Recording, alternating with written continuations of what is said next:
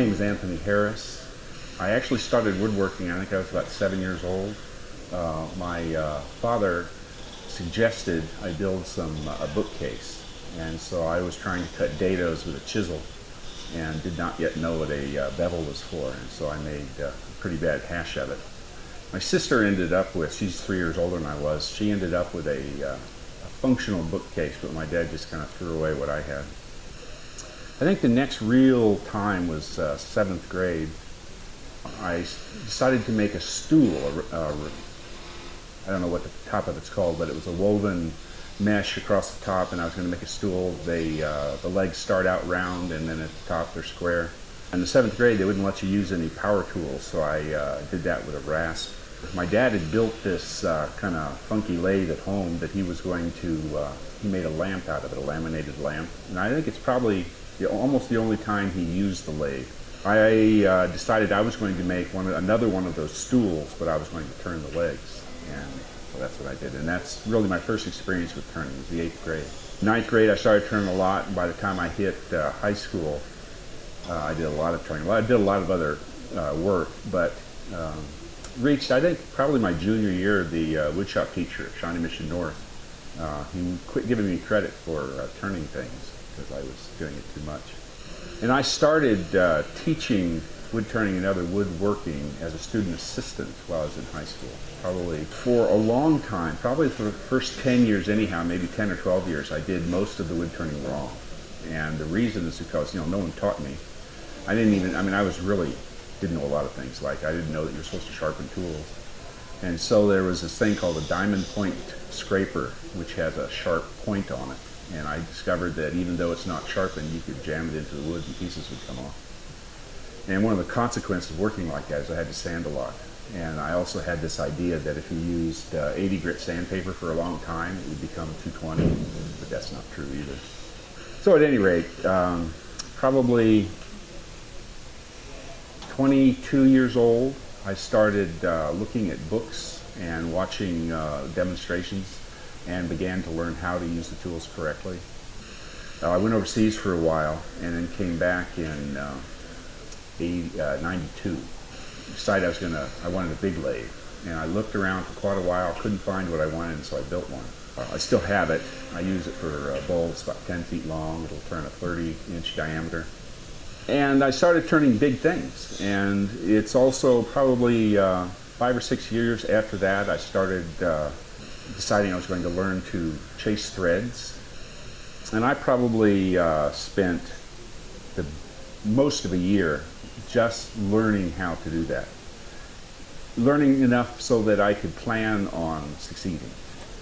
And I mean, after a year I could do it, but it really took 3 years before I became confident. I could use most any pitch, work with any diameter of piece of material. And essentially what I did was everything I could put a thread on, I did, and that's how I practiced it. I eventually learned that you can also chase threads in most any material. Most of the thread chasers, there aren't a lot of them, but most of the thread chasers say, well, you have to use this close-grained wood, it has to be very dense, and I discovered primarily by making waste blocks that I could chase a thread in most anything. And so I chased a thread in a sweet potato. And there's Banksia pods, things with voids in them, trying to chase threads across voids, and so it's a lot of fun doing that. You can also use a lot of different materials on a wood lathe. You don't have to just turn wood. And I've turned things, probably the softest thing I ever turned was styrofoam. I've also turned, I guess, wax candles. Wax candles are kind of fun. I've turned, probably the hardest things I've turned are mild steel and brass. I've turned some soapstone. Both of those tend to cut fairly slow, and also the plastics. And what the problem with them is the tool will not cut as fast. It doesn't necessarily get dull, although it does with the stone. But you have to press harder.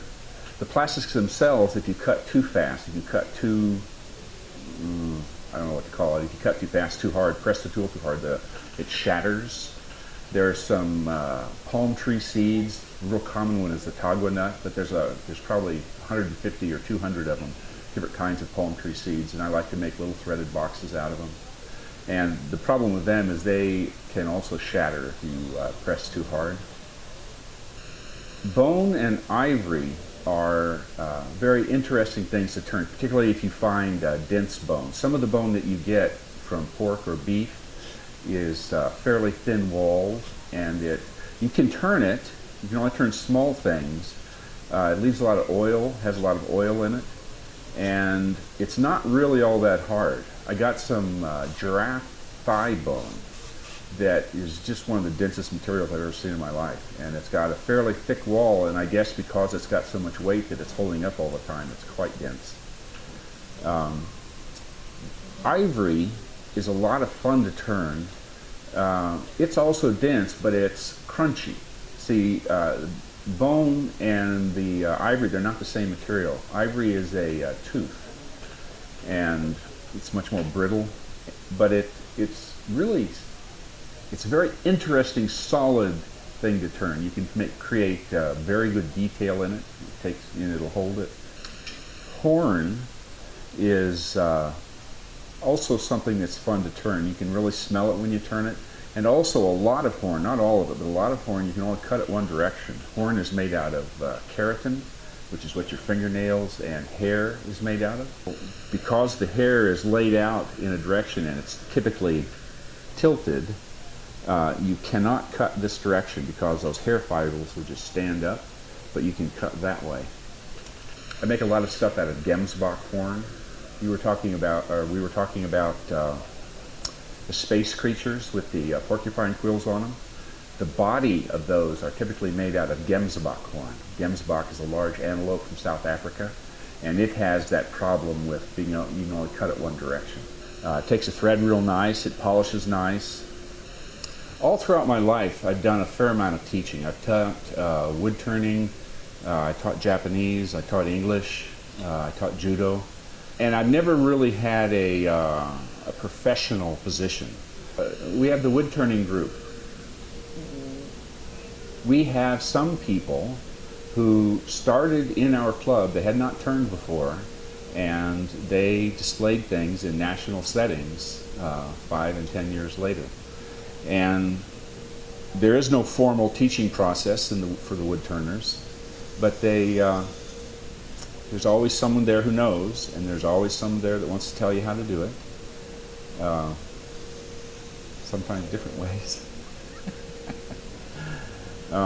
But it's a lot of fun. We get together, we're friends, and we work in wood. You say chase threads, but we're really talking about cutting threads similar to... Well, chase, a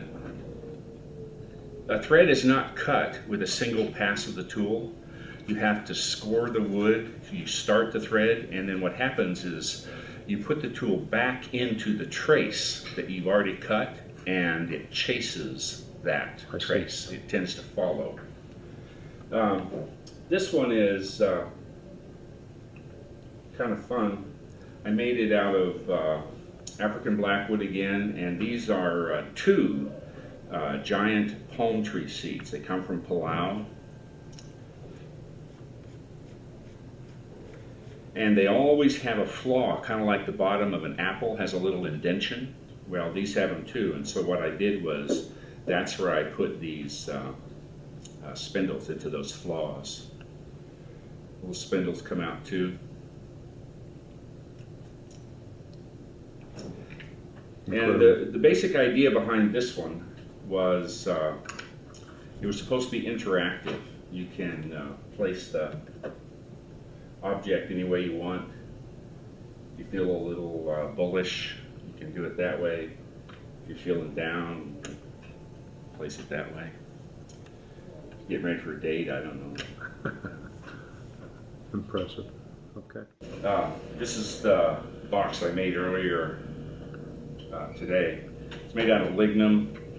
I polished it up since you saw it last.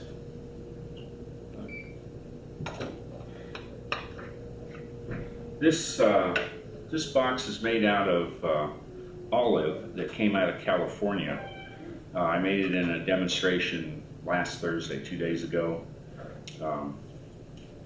It's a nice wood to turn. It's got its own wax and oil inside of it. And as you can see, when I turned it, I tried to match the grain in the cap in the bottom. This is a walnut bowl. I don't know where I got that wood from. This is the sap wood. This is the heartwood. It's probably about 14 inches across. It's got a urethane finish on it. Turned it on my big lathe.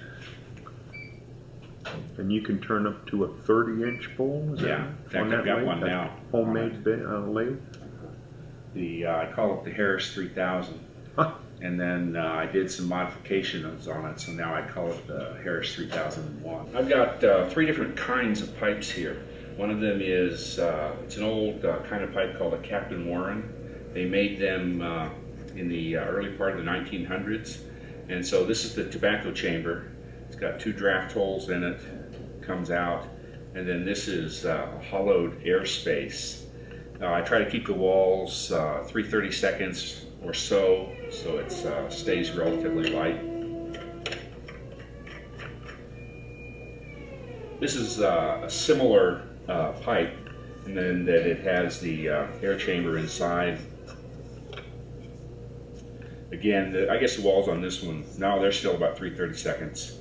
There's the 2 draft holes.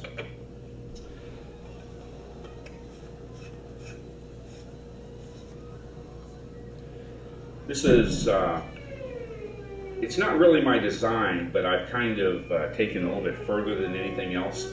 This is called a second chamber pipe.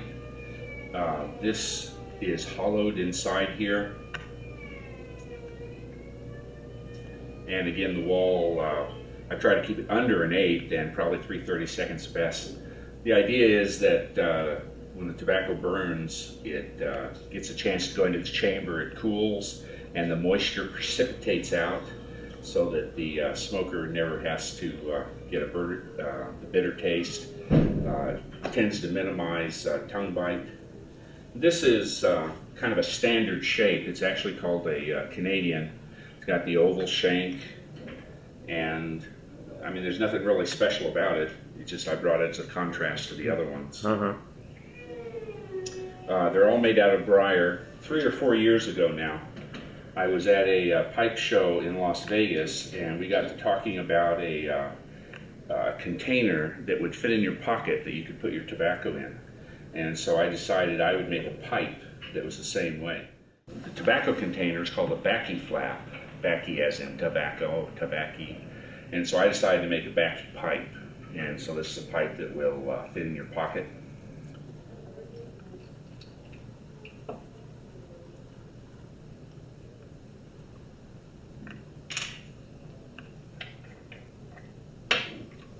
I made a gas fitting. The joint here has to be airtight. So I figured it was kind of a fun way to make a pipe.